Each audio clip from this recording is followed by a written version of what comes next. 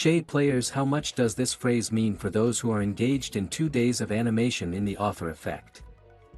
Shapes in the author effect are a tool for creating vector graphics. Vector graphics are essentially based on mathematics. For example, the meringue curve we talked about obeys a formula, which in turn is displayed as the simplest lines and dots. And the same formula allows you to change the line according to a certain algorithm. Vector graphics are built from primitives such as points, lines, squares, circles, and so on. But of course, do not be deceived that this is some kind of childish babble in the style of cubes. With the help of such graphics, you can create very complex and complex things. Or such, for example.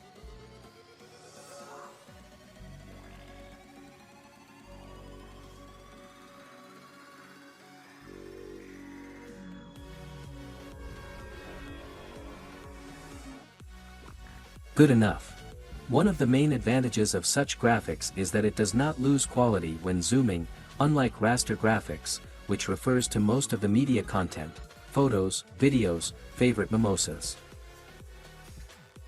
Sorry, I wasn't listening.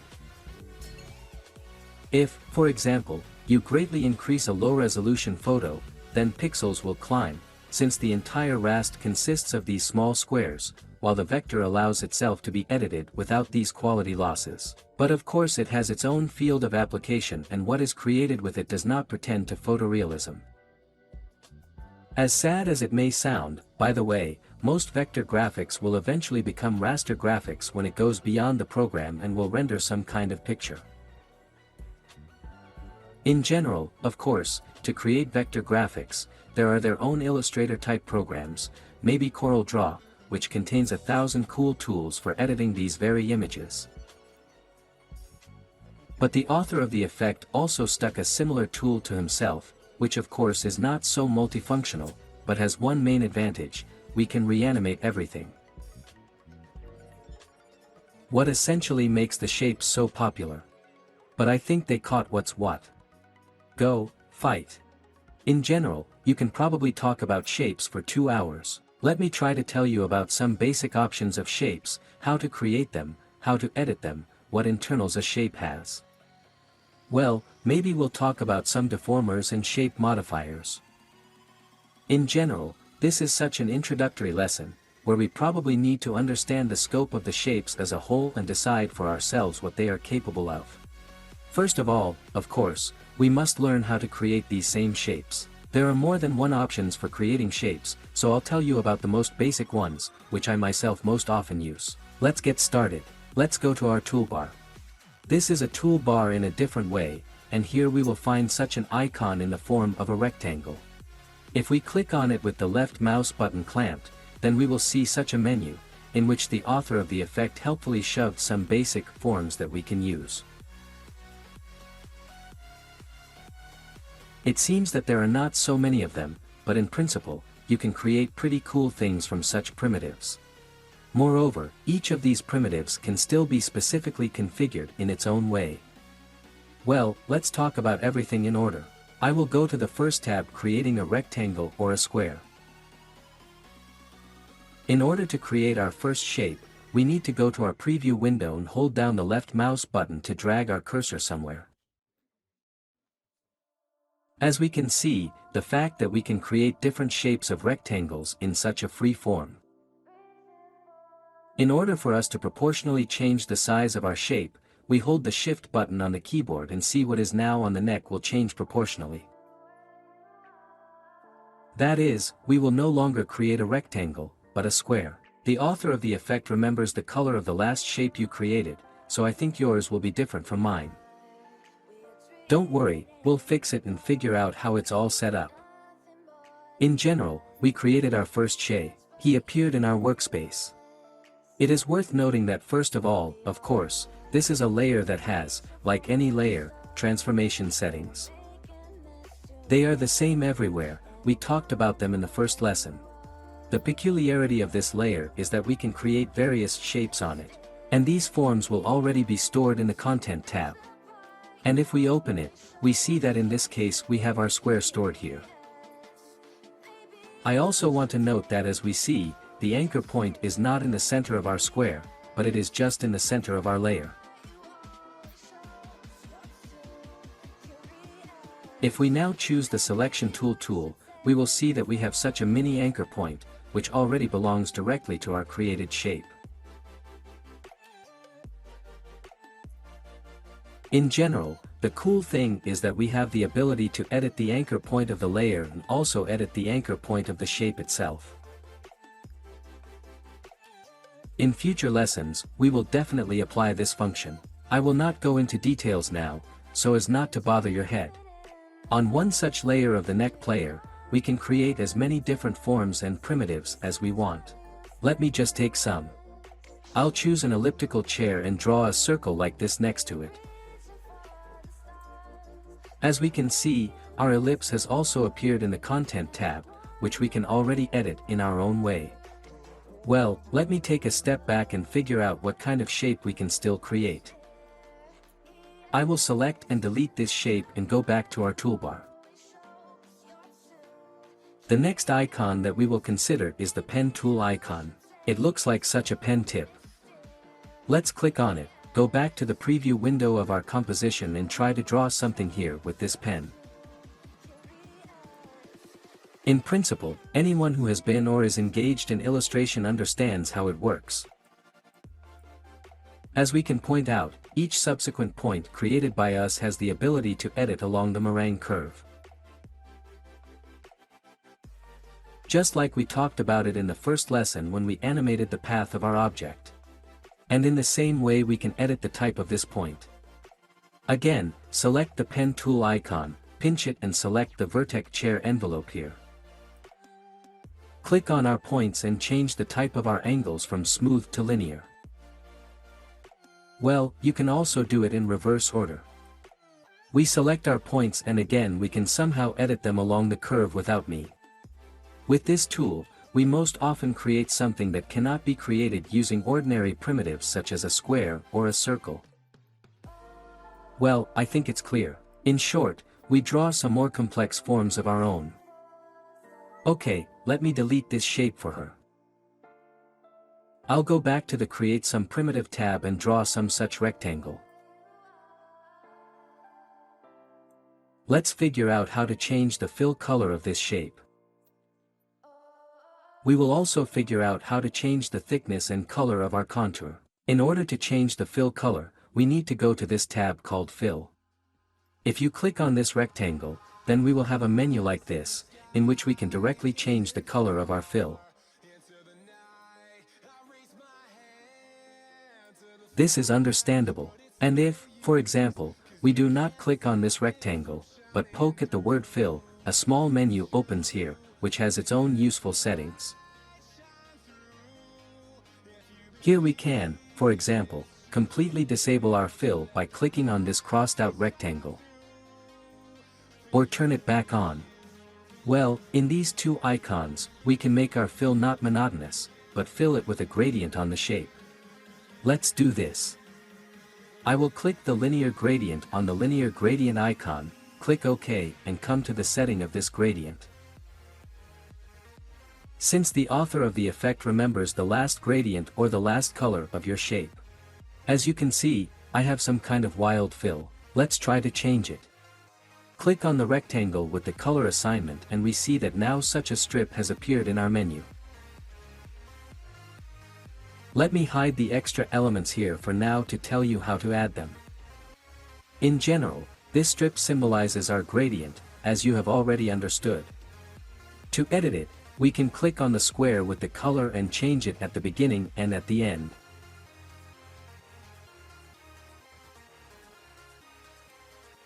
We see how our gradient is changing here. To add some new colors, you need to drag the cursor to the edge of this strip and we will have such a hand. Click and we have an additional marker that we can assign a new color to. You can stick quite a lot of such markers and create, for example, a rainbow color. Okay. If we go back to our shape, then our gradient looks a little strange. Green occupies most of our left, blue occupies the right, and two new colors somehow fly here in the middle. But this is basically not a problem. We can edit our gradient. In order to do this, let's choose the Selection tool and we will see that such a tool has appeared on our shape. If we pull on it, we can roughly understand how it works. We can stretch our gradient, change the angle of the direction of propagation of our gradient. Well, in general, edit it at will. It looks cool. In addition to the linear gradient, we also have a radial gradient. Let's try and apply it. Click on the menu again, which is responsible for editing the color. And at the top we can see that we have two icons: linear gradient, next to the radial gradient. Let's select it, click OK and see what has changed. It can be seen that now our gradient is spreading in a circle. It is also sometimes possible to use and achieve specific results. By the way, this gradient also has such a mini setting. If we zoom in, we will see that there is such a circle here. It can also be moved and our gradient feels voluminous.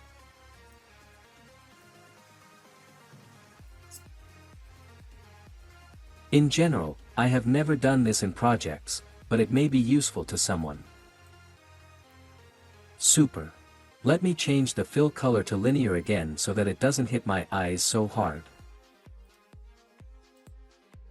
I'll go to the file and click linear fill. And now I'll go to the rows tab. First of all, let's try to change the value of the thickness of our stroke. This value is responsible for this. If we hold down the left mouse button and start pulling them to the side, we can change this value to the one we need. You can also change the color of the string by clicking on this icon. Well, plus, if we click on the row itself, the same menu will crawl out, with which we can turn the same manipulations that we did with the main fill. That is, turn off the lines, for example, fill it somehow, or fill it with a gradient. Honestly, in no project have I filled the lines with some kind of gradient. A solid color was enough for me. Well, these are the basic parameters for creating and configuring our shapes for the first time. Let's go to our workspace to our layer with a shape and see what editing options are still available to us. As I said, our shape is in the Content tab. Well, all its main settings are in the tab of this shape. If we open them, then the first tab we will have the main characteristics of our rectangle. Let's open the Path tab and see what we can change here. By the way, let me immediately choose the Selection tool to see the anchor point of our particular shape. And I'll go back to the Path tab again. In this tab we can change the size of the shape, we can also change the position of the shape. As we can see, the position is changing relative to our anchor. Well, the third setting is the setting responsible for rounding our shape.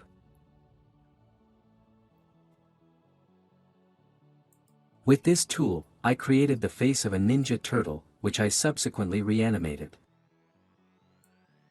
So you can find a use for it. The next tab we have is rows. Lines, as we remember, are our stroke. Let's expand it. Here we can also change the color of our string, we can change the transparency of this string.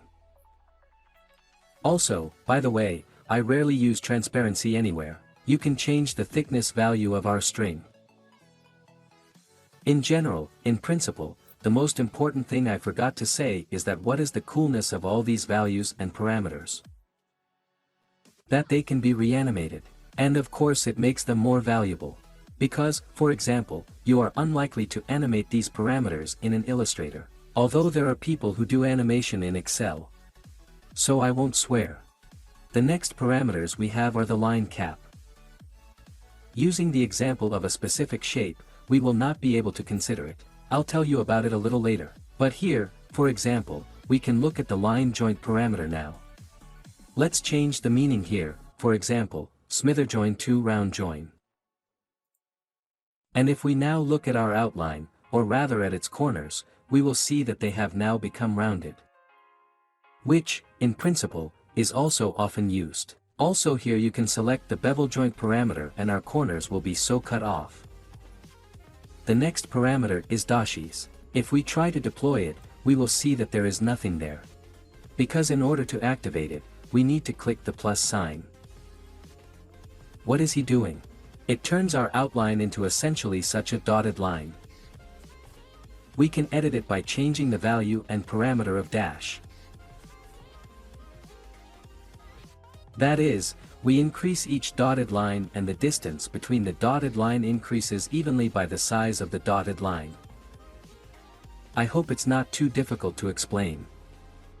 The next setting is in the set. In principle, this way we can probably create something in the style of chainsaw teeth, but in general, this application has quite a lot, from purely decorative to already specific elements of some kind. To make our lines normal again, click minus and our dotted line disappears. The next tab is the fill setting. But everything is clear here. We can also change the color of our shape here, or rather its fill. Well, if you want to change the transparency. And also, of course, we can reanimate all this. And the last tab is the transform tab. It is slightly different from the layers transform tab. It has a little more parameters. There are those that we have already seen, for example, anchor point, which are responsible for the displacement of our object relative to the anchor point, also position, size, but here there is a new parameter called skew. He is responsible for the bevel of our object. Plus, this skew parameter has a setting that is responsible for the angle of attack of the bevel. It looks as if our shape has eaten too much acid and is a little sausage. Let's leave it alone and change the value back to zeros. Well, that's it, then clear settings for the type of rotation and, again, another transparency setting, which no longer affects the rows and the fill individually, but already the entire neck.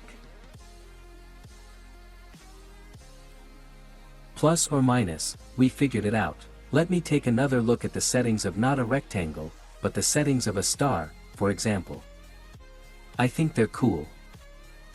I will delete our rectangle. Let's go to the toolbar, click on our rectangle and select the starter here. We will also draw it simply in the preview window of our composition. Hold down the left mouse button and stretch it to the desired size. Let's, for convenience, I'll go to the rows tab for now and turn off our stroke. I will choose the selection tool and drag our star somewhere so that it is not cut off by the composition. Okay, let's try to figure out what settings there are. For example, a star. We open our polystar and go polystar PAF. Here we can choose the polygon mode, that is, create such a polygon, or still leave the star mode. Somehow she lost a little weight after the cancellation. Okay, it doesn't matter. The first setting is the number of rays of our star. In this case, we have 5 of them. If we twist, we can change their number. Let's leave, let's say, 14. The following settings are very similar to the rectangle settings. This is the position and rotation. But here are the next 4 new ones. First, responsible for the inner radius. If we change the value, we will see how the shape of our star changes. The second one is responsible for the external radius, that is, we can simply stretch or compress our rays. Well, I think it's understandable. Then we have settings that change the shape of our rays.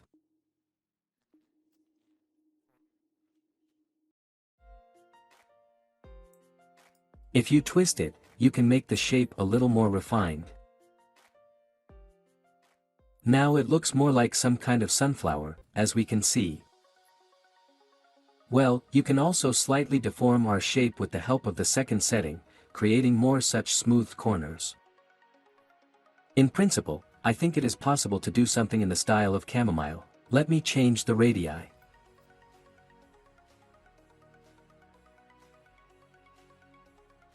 I'll change it somehow like this.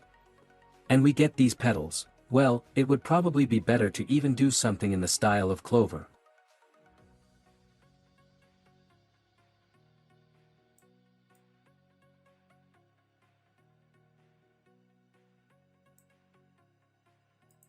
Well, I think plus or minus you've dealt with it too. You can twist, poke, change the meaning and already feel, so to speak, on your own skin, what is responsible for what. Shay players